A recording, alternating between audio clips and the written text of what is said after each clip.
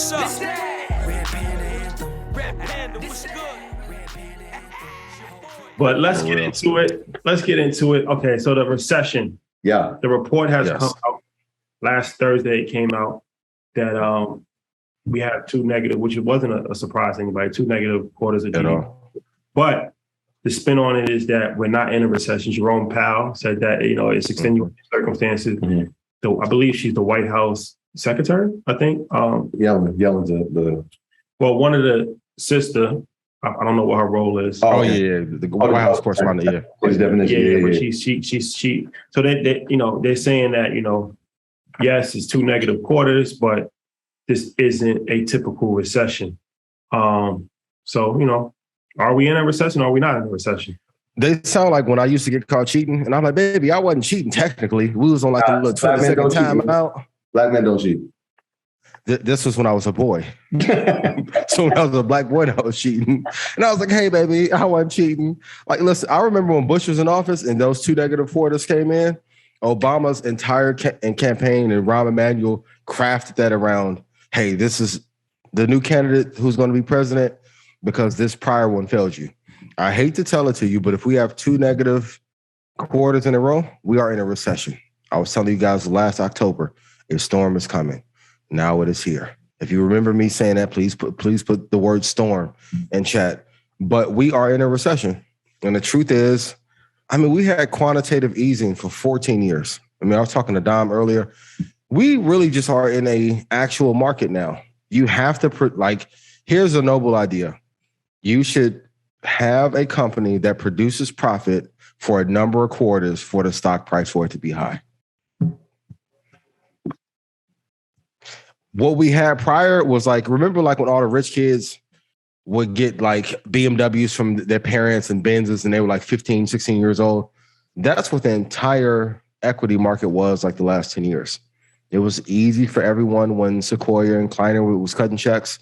Now we get to really see who is good, who is terrible, and now we get to usher in a new era. So yes, we are technically in a recession, no matter how they want to spin it. I know, for a president to have the recession on his jacket, that's like being in the hood and having snitch attached to your name.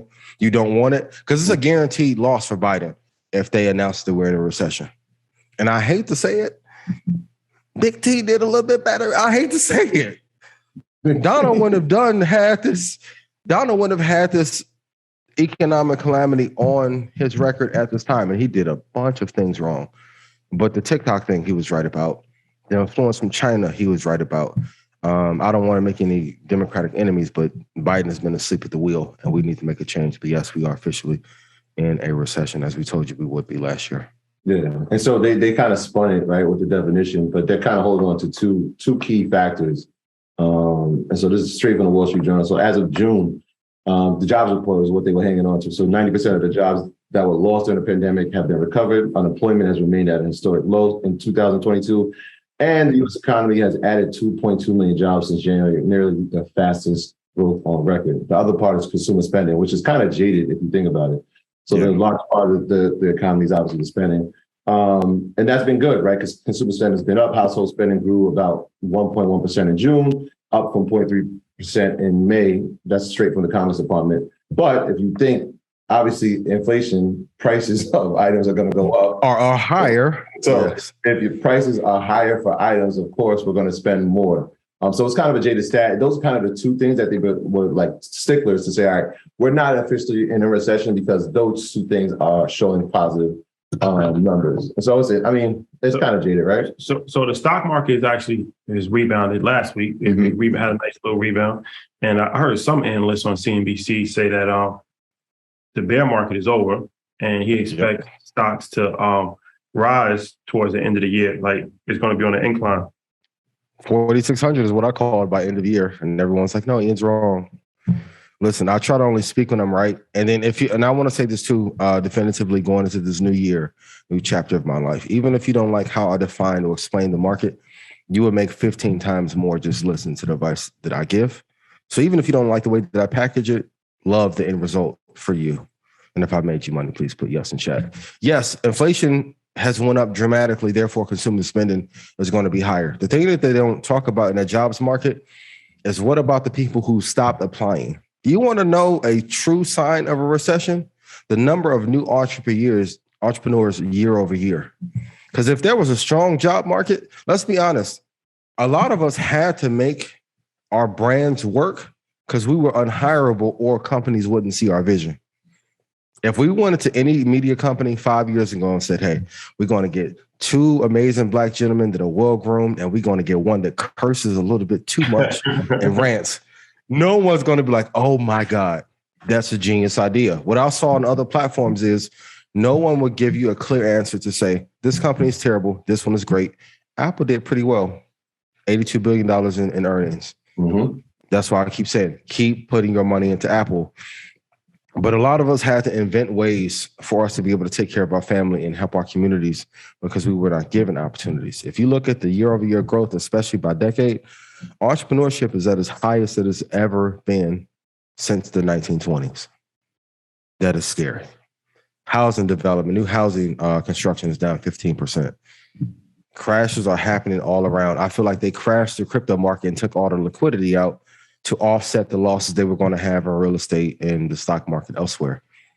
Please be careful. We are in a recession and it may not last, or it may not be as short as we hope it would be. It may last and drag out for 2 or 3 years. Yeah. So, all right. But if the recession is going to drag out for 2 or 3 years, why are you bullish? It sounds like you're bullish on the stock market, at least for the rest of the year. So why do you think the stock market will go up or could potentially go up if we're going to be in a prolonged recession?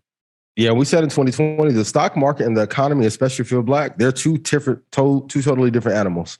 So the stock market is going to increase a lot faster, especially when you have a company like Apple doing $82 billion, which a company like Lucid will probably never hit that in 2 years, right?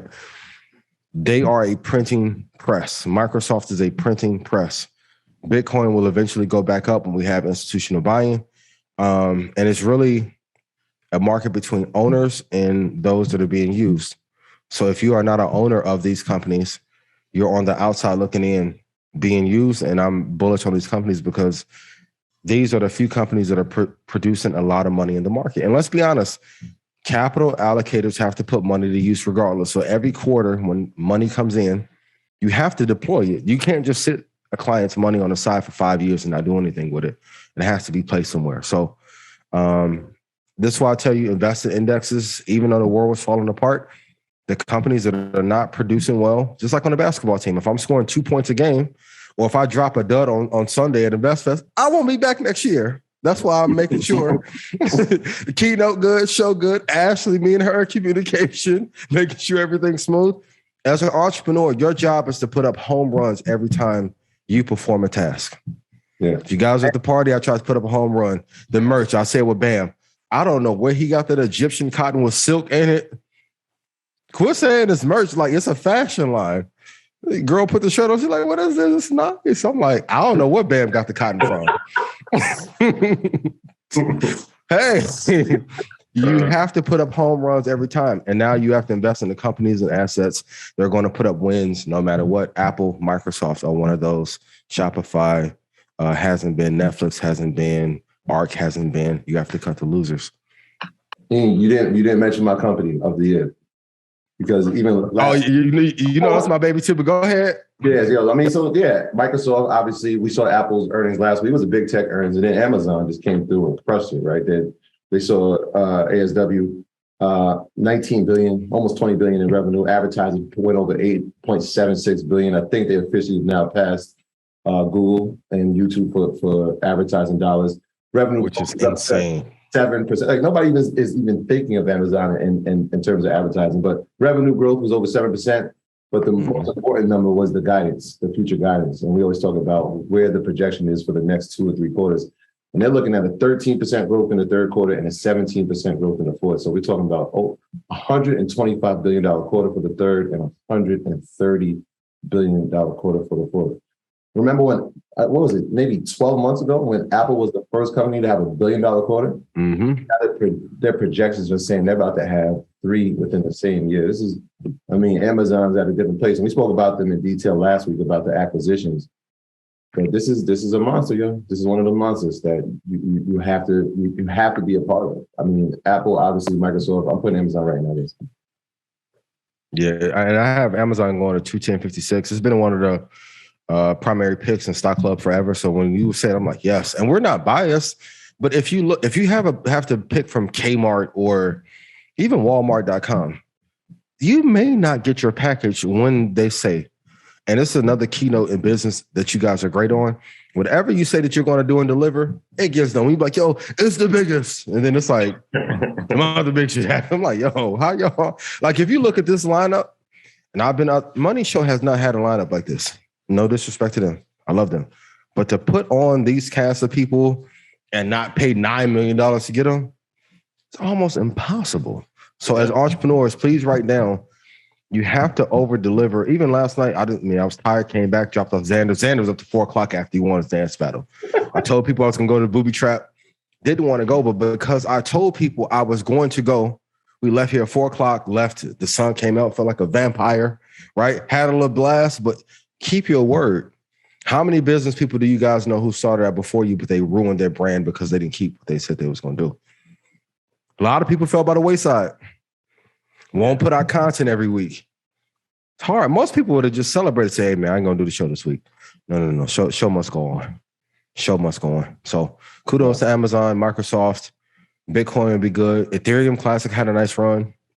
Yeah, so shout out to the companies that are producing at a higher level. Shout out Be to impeccable with your word. That's the number one agreement. Have to. And 4 agreements. This that Red Panda Anthem. Ian, what's up? This that Red Panda Anthem. Red Panda, what's good? Red Panda Anthem. Your boy going up. I know they can't stand it.